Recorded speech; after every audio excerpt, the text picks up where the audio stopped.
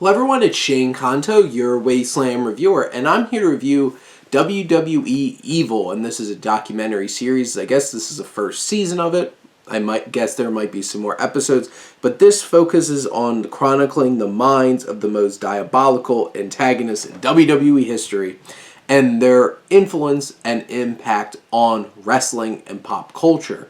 And this is all narrated by John Cena and produced by Kevin Dunn, Vince McMahon, and there's 8 episodes and they take deep dives, and I feel like there's a range here because you could definitely feel a recency bias in some of these that felt like is this really a full story to be telling at this point? And those are some of the shorter episodes, but it was still really interesting. I enjoyed learning more about Sasha Banks, learning more about some others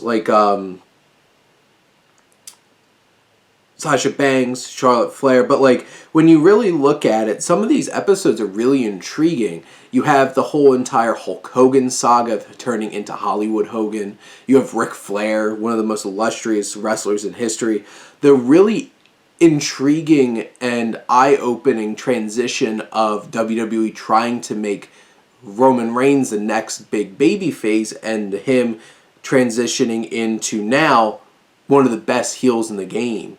And you have the Brothers of Destruction. Randy Orton's was pretty compelling as well. This is basically for wrestling fans, by wrestling fans, and people in wrestling.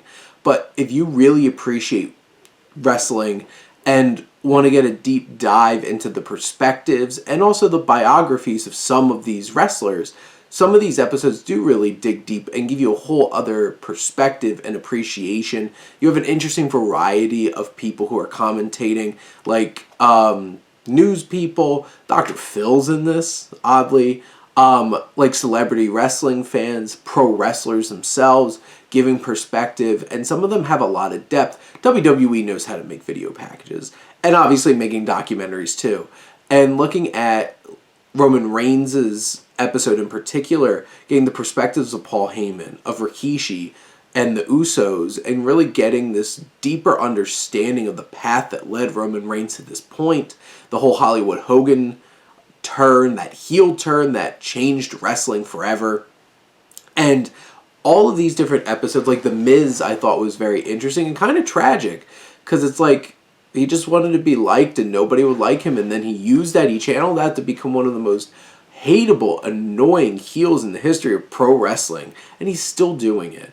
And this documentary series isn't anything transcendent. It's not going to get people who aren't wrestling fans really interested, but for those who are wrestling fans and want to get this deep dive into these characters, these heel turns, the darker side of pro wrestling, the evil side, duh, it's the title.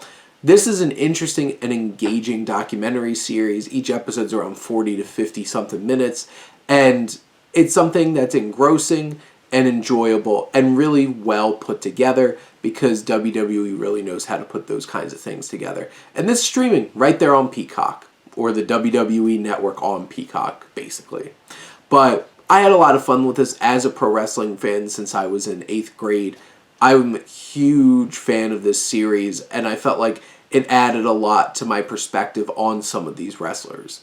But those are my thoughts on the first season of WWE Evil. Let me know what you think, and let's talk some movies and TV. But thank you as always for tuning in and supporting your Wasteland reviewer.